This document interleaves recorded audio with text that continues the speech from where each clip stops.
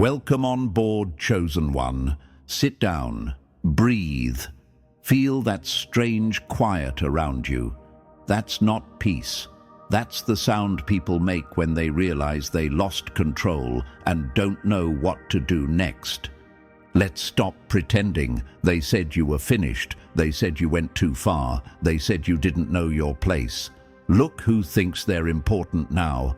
Oh, the legend needs to bow. They'll come crawling back once reality hits. Funny how loud they were when they thought you were small, and how silent they got the moment you stopped explaining yourself. Here's the cold fact: they can't escape. Everything they tried to stop has already happened. Every door they tried to shut still opened. Every rumor they used to weaken you somehow circled back and exposed them instead. They didn't lose because you attacked. They lost because you didn't. That's what's eating them alive. You felt it before anyone said a word. The shift, the awkward pauses, the way certain people suddenly avoid eye contact or overdo the compliments like it's damage control. The way the same voices that doubted you now speak softer, careful not to poke the fire they accidentally lit. This isn't imagination. This is aftermath. They thought pressure would break you. Instead, it trained you. They thought silence would starve you. Instead, it sharpened you. And now here you stand, calm, unreadable. No victory speech, no revenge tour, just presence. That's what terrifies them most. You didn't need to announce the win. The universe did it for you. Behind closed doors, the conversations changed. No more jokes, no more mockery, just concern disguised as strategy. Someone finally said it out loud. We should warn them. Not because they care, because they're scared of what happens if you keep going untouched. So they sent him, the one with access, the one with influence, the one who used to speak confidently about your limits. He approached you with that practiced tone, half concern, half authority, the kind that says, I'm here to help while trying to slow you down. But here's what they didn't account for. When they begged him to intervene, when they pleaded with him to reach you before things went too far, he didn't argue. He didn't hesitate. He smiled. Not a friendly smile, not a hopeful one. The kind of smile you give when you already read the final page and know there's no rewrite coming. When they asked if he could stop what was coming, he gave them 2 words that drained the color from their faces. Too late. Before we go any further, chosen one, tap the like button and subscribe. Not for me, for the mission. This message only gets louder when you help push it forward. Now let's talk about why too late hit them like a punch to the throat. Because they know history. They've seen this pattern before, not in movies, in real life, in offices, families, industries, movements. The quiet one who took the hits, learned the system, and walked away without begging for approval. The one everyone underestimated because arrogance makes people blind. Think about every time in the past someone laughed right before losing everything. The company that mocked the competitor they couldn't see coming. The friend group that iced someone out, only to watch them thrive without them. The gatekeepers who ignored a name until that name was suddenly everywhere. This always ends the same way. The enemy overplays, the chosen one underreacts. Then reality does the talking. What you're feeling now isn't anger anymore. It's closure. That's why you're dangerous. Anger is loud. Closure is efficient. You don't need revenge because the universe already handled the math. Every action they took stacked the outcome against them, and now they're staring at the bill. They're begging for warnings because warnings are the last illusion of control. If they can say, we tried, they can sleep at night. But the truth is brutal and simple. You outgrew the phase where they mattered. The storm already passed through you. What they're facing now is the silence after it, the part where the damage becomes undeniable and there's no one left to blame. You're not chasing them, you're not proving anything, you're standing in your power while they scramble for explanations. That's the victory they never planned for. That's why his smile scared them. He saw what they refused to accept. This wasn't sudden, this was earned. And now, chosen one, the world doesn't speak to you the same way anymore. Not because you demanded respect, because you became undeniable. Too late isn't an insult, it's a verdict. Now pause right here. This is the moment where people who were only curious quietly drift away, and the ones this message was actually meant for lean in closer. Because from this point on, there's no more hype, no more dramatic setup. What comes next is the part they were begging him to stop you from hearing. The breakdown, the sequence, the exact steps that explain why they panicked, why warnings suddenly mattered, and why he knew it was already too late to interfere. So listen carefully, chosen one. If you felt that strange pull to stay, if something in your chest tightened when you heard too late, if this doesn't feel like content but like confirmation, then you already know this isn't random. The universe doesn't waste messages on people who aren't ready to carry them. Drop 777 in the comments if you're still here on purpose, not for luck, not for trends, but as a signal that you're locked in, steady, and willing to see the full picture unfold without flinching. This next part isn't loud, it's precise, step by step, layer by layer. And if you are who this was meant for, you won't even consider clicking away. You'll feel that quiet pressure telling you to stay until the end, because walking away now would feel unfinished. Good. Let's begin. Number 1. The smile that slammed the door, shut forever. Warnings are for people who still have options. You didn't. That smile wasn't friendly. It wasn't smug either. It was final. The kind of smile you see when a conversation is already over and the other side just hasn't realized it yet. He didn't soften his voice. He didn't explain himself. He didn't try to sound wise or merciful.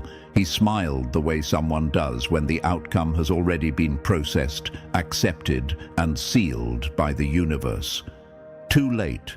That wasn't arrogance. That was accuracy. People keep misunderstanding that moment because they think power looks loud. They expect yelling, threats, speeches, dramatic warnings. But real power is calm because it doesn't need permission. And that's exactly why that smile hit them harder than any insult ever could. It confirmed something they were desperately trying to deny. You were no longer reachable. They thought a warning would slow you down. They thought a conversation would reset the board. They believed there was still a lever they could pull, a button they could press, a guilt string they could tug. That belief alone tells you everything. They only try to warn people they can still control. But control left the room a long time ago. You didn't cross the line in one dramatic step. You crossed it quietly. One decision at a time, one boundary held, one reaction denied, one moment where you chose discipline over drama. That's what they missed. While they were watching for explosions, you were becoming untouchable. And here's the part that messes with their heads. You didn't become dangerous by attacking. You became dangerous by finishing your transformation without asking for approval. That's why the warning came late. That's why it felt desperate. Because the universe doesn't announce turning points. It lets people realize them when it's already inconvenient. Think about what too late really meant in that moment. It wasn't about time, it was about access. They were shut out. No more influence, no more leverage, no more ability to rewrite the story. The version of you they knew no longer existed, and the new one didn't require their understanding. That's why his smile carried weight. He could see it. He could feel it. He knew that whatever they were trying to prevent had already matured. You weren't in the middle of becoming. You were done. The enemy hates this phase because it offers them nothing to fight. There's no argument to win, no emotion to exploit, no chaos to provoke, just silence, clarity, and motion. That's when they start spiraling. That's when they replay conversations in their heads, wondering where exactly they lost you. And let's answer the question sitting in your chest right now. No, you didn't miss a step. No, you didn't go too far. And no, you don't owe anyone an explanation for evolving past the version of you that was convenient for them. The moment they sent someone to warn you was the moment they admitted defeat. People don't send messengers when they're winning. They send them when they're behind and running out of moves. That smile wasn't cruel. It was honest. It said, "You're not talking to who you think you're talking to anymore." It said, "The outcome you're afraid of already happened." It said, "The universe finished the work while you were busy underestimating it." They wanted regret. They wanted hesitation. They wanted you to look conflicted. Instead, they saw peace. And peace terrifies people who survive on control. Here's the brutal truth they don't want spoken out loud. You became unstoppable the moment you stopped needing them to see you, the moment you stopped explaining your intentions, the moment you let your silence do the talking. That's why "too late" felt like a sentence, not a phrase. You didn't win because you outplayed them in public. You won because you outgrew them in private. While they were focused on appearances, you were building resilience. While they were planning responses, you were removing emotional access. While they were watching your moves, you were changing the game. And now they're left staring at the aftermath, asking how it happened so quietly. This is where chosen ones often hesitate. This is where doubt tries one last time. You might be thinking, should I slow down? Should I soften? Should I hear them out? That question alone proves how far you've come, because the old you would have already bent. The new you observes the question and keeps moving. Understand this clearly. The universe doesn't bring warnings when it wants you to stop. It brings confirmations when it wants you to continue. That smile was confirmation, not for them, for you. It was the final acknowledgement that you are no longer available for manipulation, guilt, or reversal. That the door they kept half open in their minds was already locked, bolted, and forgotten. And here's the part that should make you stand taller. You didn't do this to hurt anyone. You did this to survive, to grow, to become precise instead of reactive, powerful instead of loud. They're begging for warnings now because they waited too long to take you seriously. They mistook patience for weakness, silence for confusion, kindness for compliance. And by the time they realized the truth, the universe had already moved you past the stage where their opinions mattered. So no, he didn't say "too late" with regret. He said it like someone announcing the end of an era. And chosen one, you are standing on the other side of it. Number 2, they only send messengers when the war is already lost. Warnings don't arrive before power rises. They arrive when power can no longer be stopped. Here's a truth most people never notice until it's too late. When someone is truly weak, nobody gathers, nobody whispers, nobody sends intermediaries. They don't debate strategy or weigh options. Weakness doesn't trigger concern. It triggers neglect. People step over it and move on. Messengers only appear after something has already gone wrong.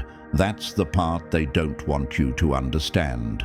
The very act of sending someone to warn you is an admission. It says, without words, this has moved beyond our control. If you were still manageable, they would have laughed. If you were still predictable, they would have ignored you.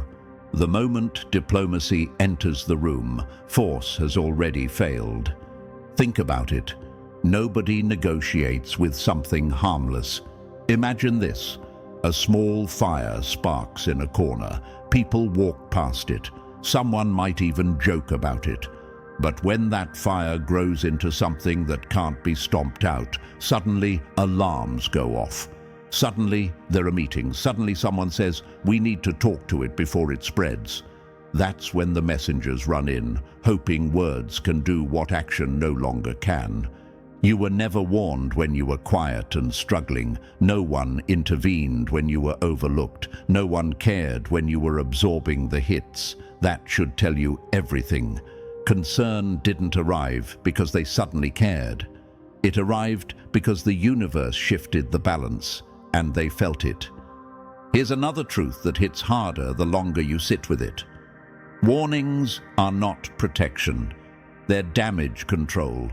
They don't warn you for your sake. They warn you because they're afraid of what happens next if you keep going untouched. That's why the timing feels strange. That's why it comes late. That's why it feels urgent and awkward and forced. Because it is. By the time they ask you to stop, you've already become what they feared. Ask yourself this honestly. If you were still lost, confused, or dependent, would anyone have shown up? If you were still chasing approval, would anyone have bothered to intervene? Of course not. They intervene when silence becomes dangerous, when momentum becomes irreversible.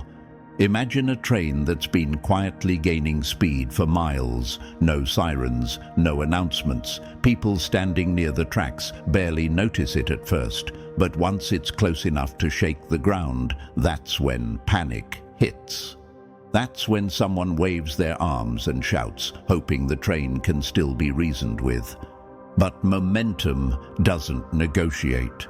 That's why he smiled. He wasn't amused. He was aware.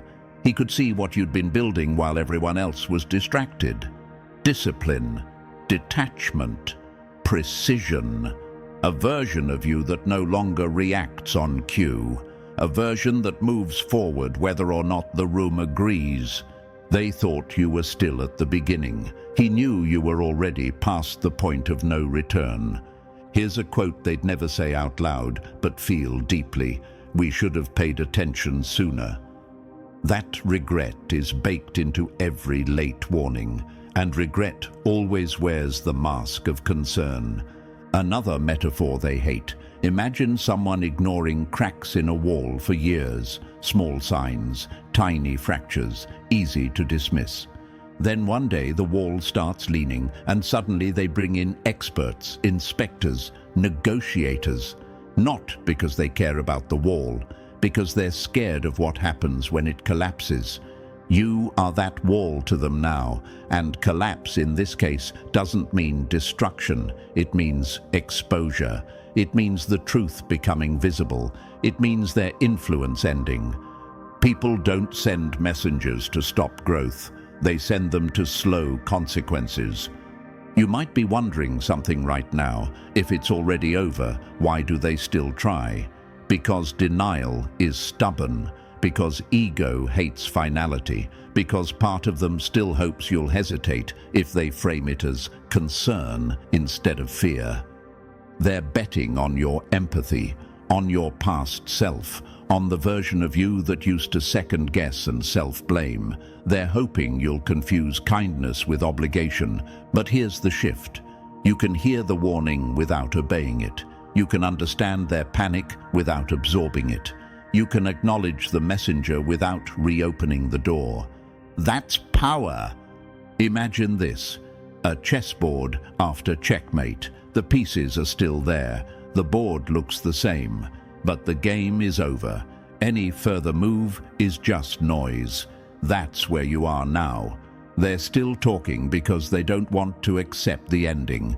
And the universe doesn't send messengers to stop chosen ones. It sends confirmations to let them know they're aligned. Here's another quote for the enemy to choke on. You didn't move too fast, they moved too slow. That's the real story, and it stings because it removes the illusion that you did something wrong.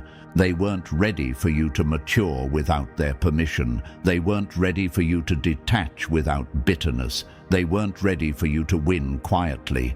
That's why diplomacy showed up late. That's why warnings sound hollow. That's why the messenger smiled instead of pleaded. He knew there was nothing left to negotiate. One last image. Imagine trying to stop a river after it has already carved its path. You can stand there with signs, speeches, and warnings. The water doesn't care.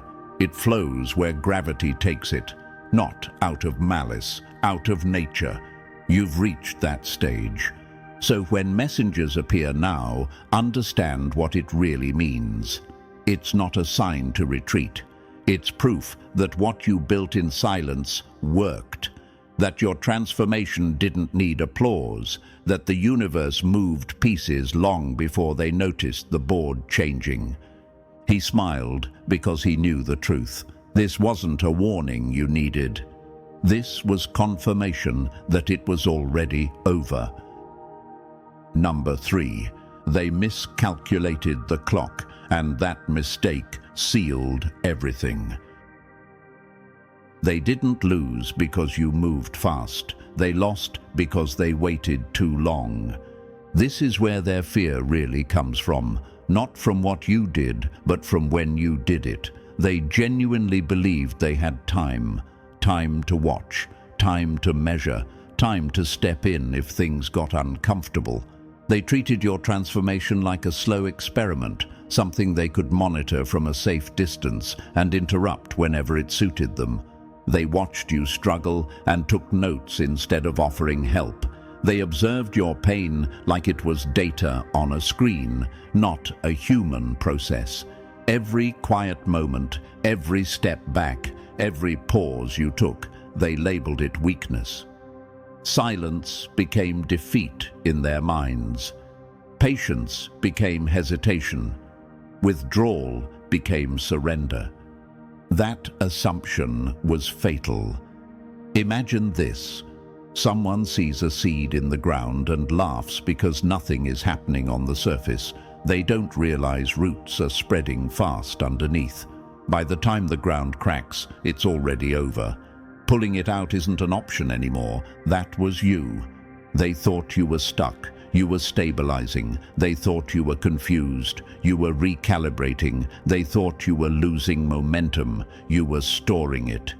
Here's the quote that keeps them awake now.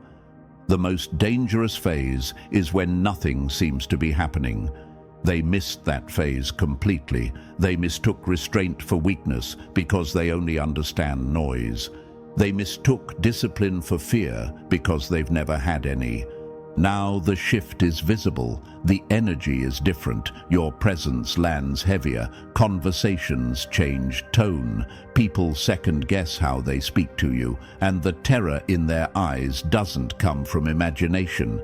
It comes from realizing there's nothing left to stop. You didn't rush. You didn't announce. You didn't ask permission. You finished. Another truth they hate. Completion doesn't ask for approval. That's why they're scrambling now. That's why they talk about timing, warnings, and damage control. They waited for signs, and by the time the signs appeared, the process was done. Think of it like this. They kept checking the calendar while you were building the outcome. They kept asking when while you were becoming ready.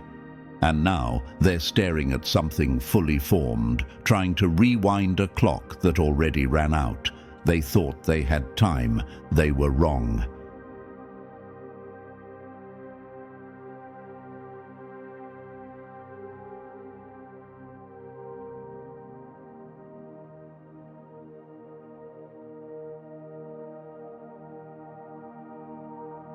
She rise.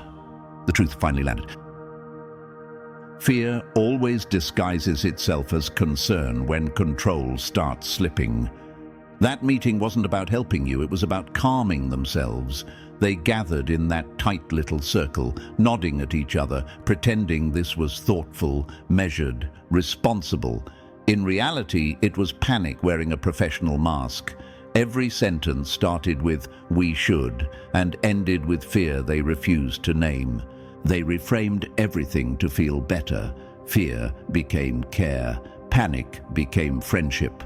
Control became protection. That's how people justify interference when they're no longer relevant. They told themselves they were doing the right thing because admitting the truth would have meant admitting they were late. Someone suggested talking to you, casually at first, like it was just another option on the table. Someone else pushed harder, insisting an intervention could still work. That word matters. Intervention. It only shows up when people believe something has already slipped beyond them. Imagine a group of people standing around a door they forgot to lock, arguing about the best way to stop what already left the building. That was the energy in that room. And he sat there quietly. No objections, no urgency, just calm. He let them talk, let them plan, let them believe they still had agency. Because sometimes the most honest thing you can do is let people finish lying to themselves. Then they looked at him, directly, not for advice, but for reassurance. The kind that says, "Tell us we still matter." That's when he spoke. Too late. No explanation, no drama, just two words that changed the temperature of the room. The kind of cold that doesn't come from silence, but from realization. You could feel it sink in, the pause, the eyes shifting. The moment everyone understood what he meant, but didn't want to accept it. Here's the part that cuts deepest. He wasn't being cruel. He was being accurate. Meetings don't stop outcomes. They only confirm them. That room went cold because reality finally arrived, and reality doesn't negotiate. They weren't discussing a possibility anymore. They were acknowledging an ending. They didn't lose control in that meeting. They discovered it had already been gone. Number 5, you were the outcome, not the experiment. You don't warn results. You study them after they've already changed everything. This is the moment the illusion finally collapsed. The second it clicked, the air shifted. You were never the project they thought they were monitoring. You were never the test case, the trial run, the slow process they could interrupt halfway through if it got uncomfortable. You were the conclusion. They misunderstood the entire situation because they assumed growth needs supervision. They thought transformation stays fragile until approved. They believed progress requires permission. That's why they treated you like something unfinished, something they could still poke, question, redirect. They were wrong at the foundation level. You weren't unfolding. You had already arrived, quietly, completely, without needing applause, and that realization hit them like a delayed shock, the kind that doesn't scream but freezes you in place. Imagine scientists arguing over a formula only to realize the equation already solved itself. Imagine critics debating potential while the outcome is already printed, published, and irreversible. That's what this was. They were discussing hypotheticals while standing inside the result. Here's the truth they weren't ready to face. Processes can be warned, outcomes cannot. Once something becomes real, warnings stop being useful. You don't warn a storm after it makes landfall. You don't caution a verdict after it's delivered. You don't negotiate with something that already worked. That's why their concern felt awkward, late, misaligned. It was aimed at a version of you that no longer existed. They were speaking to the past while standing in your present. You didn't need guidance because you already had clarity. You didn't need restraint because you already had control. You didn't need permission because the universe had already moved the pieces. And here's the part that should settle something deep inside you. You didn't become dangerous by rushing. You became dangerous by finishing. That's why results don't need warnings. They deliver them. Number 6. They're not scared. You'll fall. They're scared. You'll finish. They never feared your collapse. They feared your completion. Let's strip the lie down to the bone. They're not worried about you self-destructing. That story is just cover. If they truly believed you were headed for ruin, they would have stepped back and watched. People don't panic over something they expect to fail. They wait, they observe, they let gravity do the work. What terrifies them is the opposite. They're afraid you'll succeed without them, afraid you'll fully step into what you've been turning into while they're still stuck protecting old titles, old power, old relevance. Your success isn't loud, and that's what makes it unbearable for them. It doesn't need their approval. It doesn't orbit their authority. It doesn't ask for a seat at their table. Imagine this. A flashlight in a dark room feels powerful until the sun comes up. The flashlight didn't break. It just stopped mattering. That's what your presence does to everything they thought gave them influence. Not by attacking it, by outgrowing it. Here's the quote they don't want to hear. Your growth exposes what they never built. That's the real fear. When you stand fully formed, calm, focused and unbothered, their shortcuts become obvious. Their noise becomes embarrassing. Their posturing becomes small. They're scared because your success forces comparison, and comparison always reveals truth. You might wonder, why do they keep framing this as concern? Because fear never admits itself honestly. It disguises. It pretends. It reframes. Saying, "We're worried about you," sounds better than saying, "You're about to make us obsolete."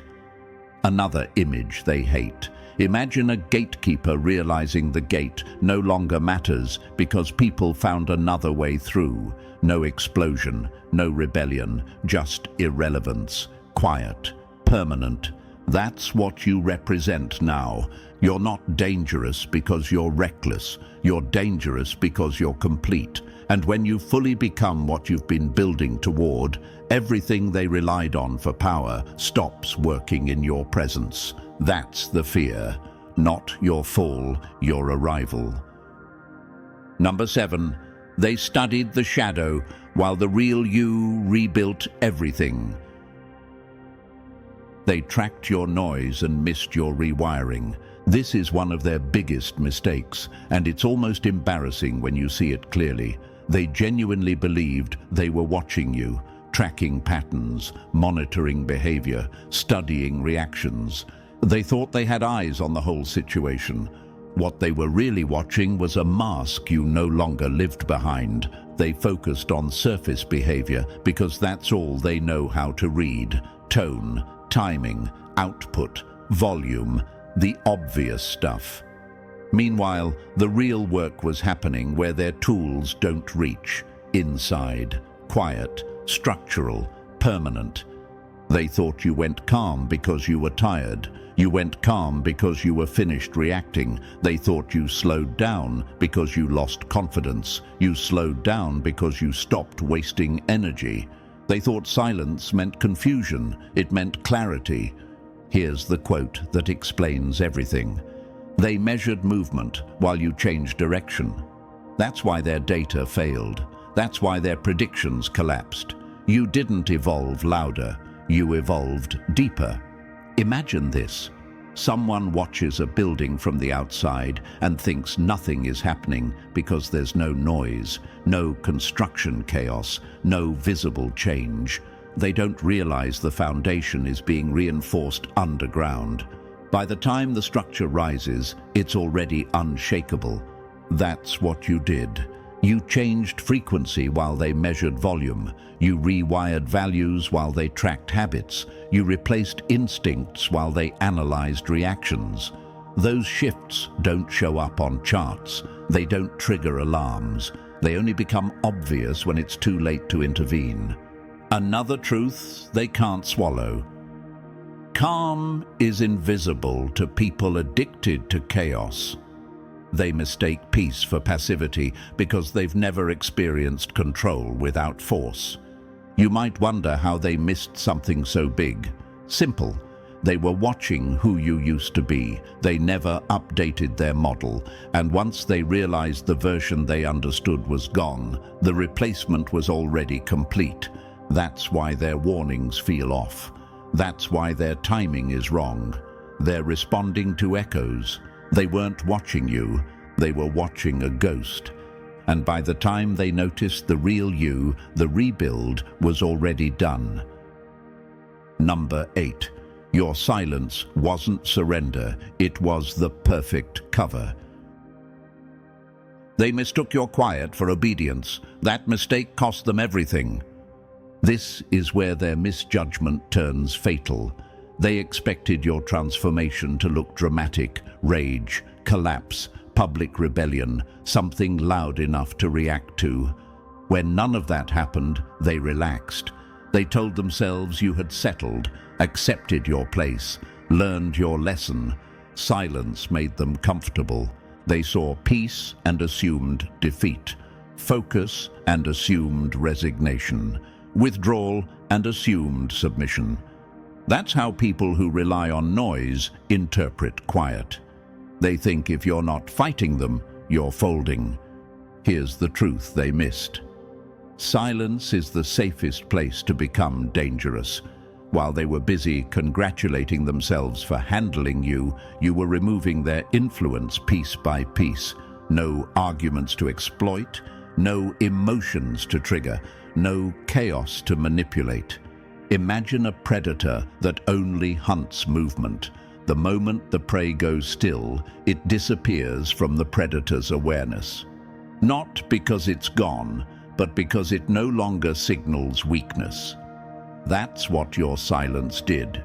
You stopped feeding their attention economy. Another image, a chess player who stops reacting to feints and starts controlling the board. No panic, no rush, just position. That's the phase you entered, and they didn't recognize it because it didn't match their idea of resistance. You might ask, why didn't they sense the shift? Because silence doesn't announce power, it reveals it later. Loud people mistake peace for permission. They think quiet means manageable. And here's the quote that settles it. By the time they feel threatened, you're already ungovernable. That's exactly what happened. They thought they were managing behavior. In reality, they lost access. Silence wasn't retreat, it was camouflage. While they relaxed, you completed the transformation. Number 9. Reality started bending, and they don't have a theory for it. They can't trace the source, but they can't deny the outcome. This is where their confusion turns into panic. They don't see the cause, but they're surrounded by the effects. Things start going your way in ways that don't make sense to them. Situations resolve themselves. Obstacles soften. Doors that were locked for years suddenly open without resistance. People who once blocked you now cooperate, sometimes without even realizing why. And that's what breaks them, because their entire sense of control depends on models, predictable inputs, measurable effort, clear chains of cause and effect. But you moved outside of that system. Reality started responding to you differently, and there's no spreadsheet for that. Imagine this. A rigged game where the rules suddenly stop applying to one player. Everyone else is still rolling dice, still begging for permission, still waiting their turn. Meanwhile, you walk straight through because the system recognizes you as something else entirely. Here's the quote they hate the most. When outcomes change without explanation, power has shifted. They can feel it, they just can't prove it. You're not forcing doors open, they're unlocking themselves. You're not convincing people, they're adjusting. You're not fighting resistance, it's dissolving. And because they can't see how, they assume something must be wrong. So they panic. They call meetings to reassure each other. They swap theories. They replay old assumptions. They send warnings, hoping words can slow what momentum already finished. All because they can't accept the simplest explanation. You are the phenomenon, not luck, not coincidence, not timing. Alignment, completion, presence. The universe responds to things that are settled, not things that beg. Another image they don't want to face. Imagine gravity suddenly pulling in a new direction. You don't argue with it. You adapt or you fall. That's what's happening around you. They can't explain it because explanation would require admitting they were wrong about you from the start. And that's the part they'll never say out loud. Number 10. He recognized the end because you turned wounds into weapons. He didn't see survival, he saw conversion. That's why he knew it was over before anyone else dared to say it. Not because you endured what they did to you, but because of what you did with it. Plenty of people survive damage. Very few metabolize it. You didn't carry the pain around like a badge or a wound. You broke it down, extracted the lesson, and discarded the rest. Betrayal didn't harden you, it trained you. Isolation didn't weaken you, it clarified you. Every hit they thought would slow you down became raw material, not motivation, not rage. Material, something usable, something structural. That's the part they missed. Imagine someone throwing fire at steel, expecting it to melt, only to realize they're tempering it instead. Every attempt to break you refined you. Every exclusion simplified you. Every loss removed excess weight. By the time they checked again, you weren't injured. You were engineered. Here's the quote that explains why he smiled. Anger keeps you tied to the past. Indifference cuts the rope. You're not fueled by revenge anymore. Revenge needs an audience. It needs emotion. It needs attachment. You moved past all of that. That's what made you untouchable.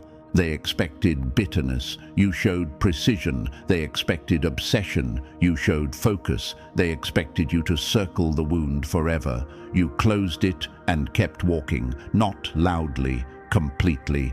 Another image they can't accept. Imagine a parasite realizing the host no longer needs it. No hatred, no fight, just absence. That's what your indifference feels like to them, not punishment, erasure. He saw it instantly because he's seen this pattern before. He knows the moment someone stops trying to prove anything, the game ends. The moment someone no longer needs validation, leverage disappears. The moment emotion stops driving decisions, control dies. They didn't lose you when they hurt you. They lost you when you stopped caring. That's why he knew there was nothing left to warn. You weren't on the edge. You were already past it, past revenge, past anger, past the need to be understood. What stood in front of him wasn't a survivor. It was a finished product. Number 11. You left the game, and that broke the whole system. The moment you stopped needing their approval, their power evaporated. This is the truth they are desperate to keep contained. The one thing they hope never spreads, never gets named, never gets copied. You didn't beat them at their own game. You opted out.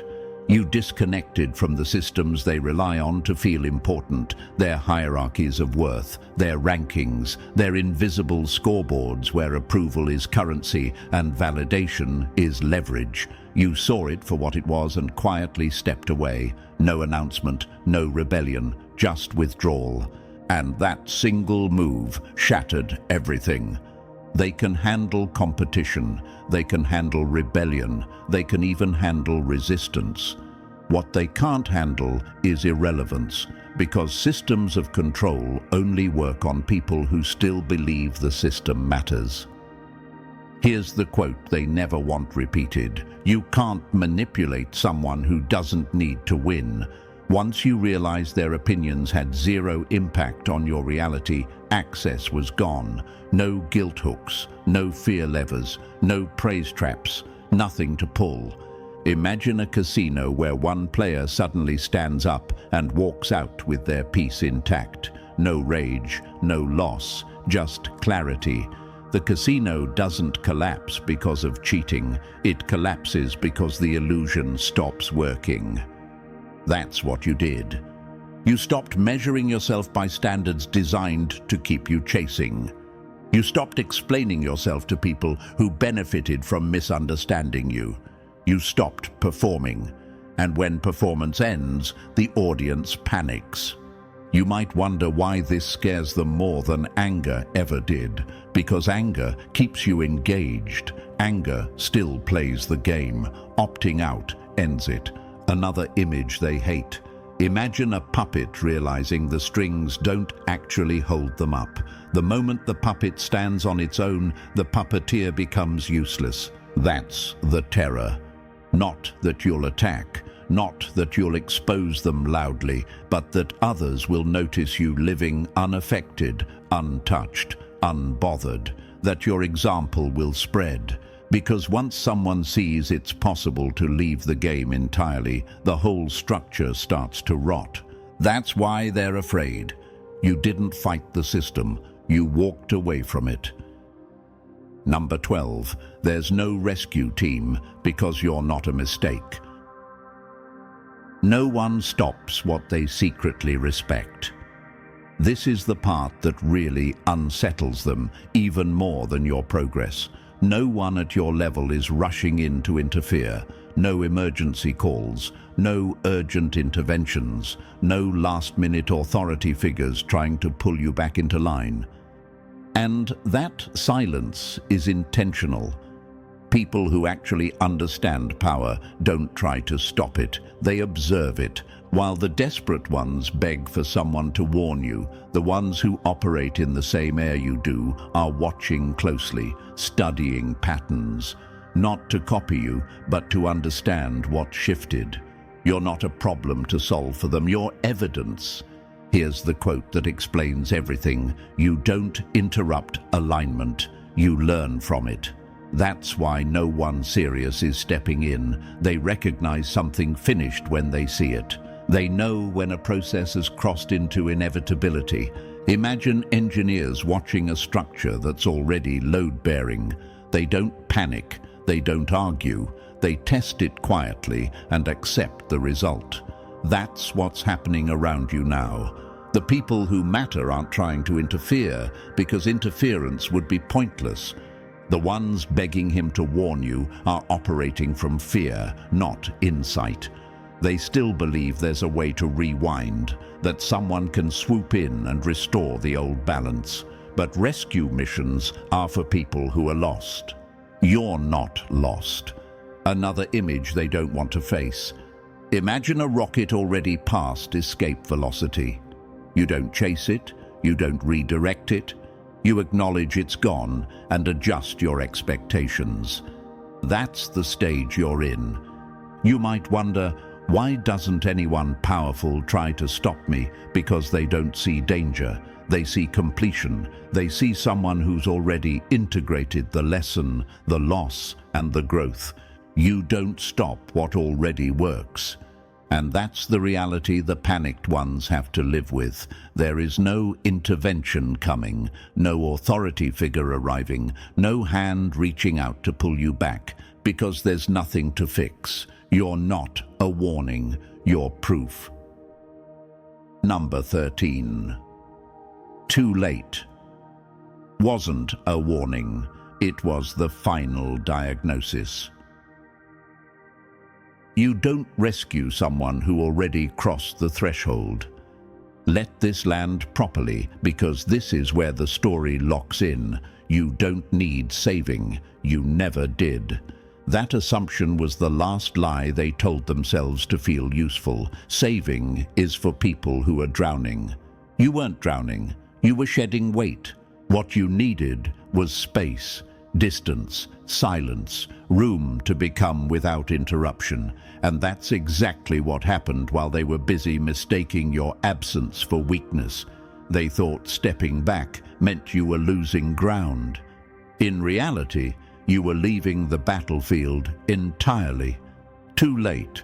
That phrase keeps echoing because it wasn't said for drama. It was said because there was nothing left to interfere with, no open wound to exploit, no confusion to amplify, no dependency to pull on. You already stabilized, you already integrated, you already moved past the stage where outside voices could reach your core. Imagine this. Someone keeps trying to stop a surgery that already healed the patient. They're arguing about tools and timing while the scar has already closed. That's how ridiculous their concern looks now. Too far gone. Not in the way they mean it. They say it like loss, like damage, like you slipped past the point of return, but they're accidentally telling the truth. You are past the point of return, back to needing approval, back to seeking validation, back to shrinking yourself to keep others comfortable. Here's the quote they choke on. You didn't go too far, you went forward. That's what they can't handle. Forward movement that doesn't glance back. Too evolved.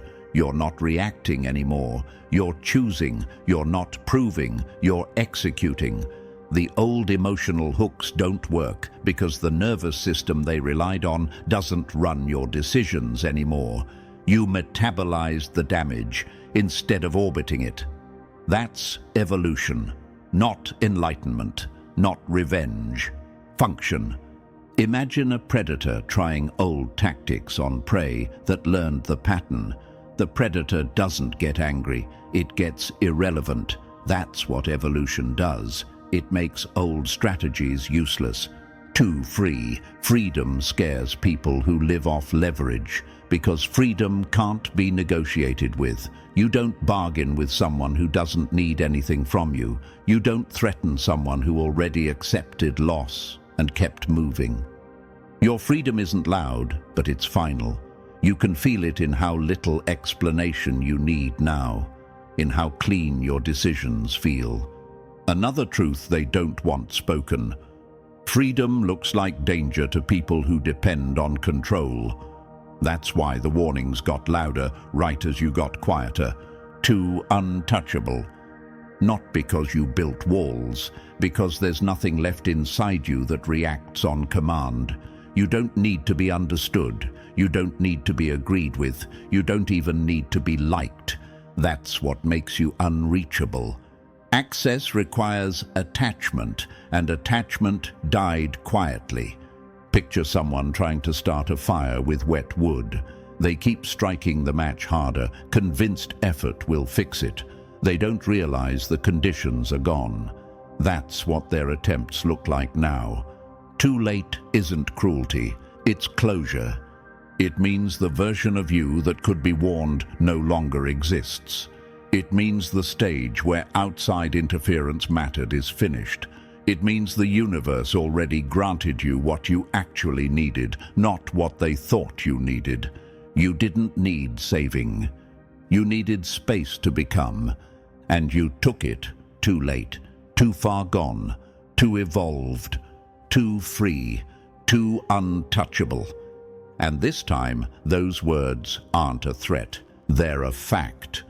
And now we close this exactly where it belongs, not with noise, not with warnings, but with clarity. Everything that needed to happen already did. You're not on the edge anymore. You're standing past it, steady, aware, and finished with explanations. What they feared wasn't your fall.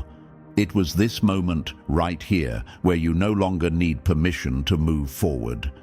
If this message hit, lock it in, like the video, subscribe to stay aligned with this path, and drop 77 in the comments to mark that you're still standing and still moving. Share this with the one person who needs to hear it. Too late was never an ending. It was confirmation.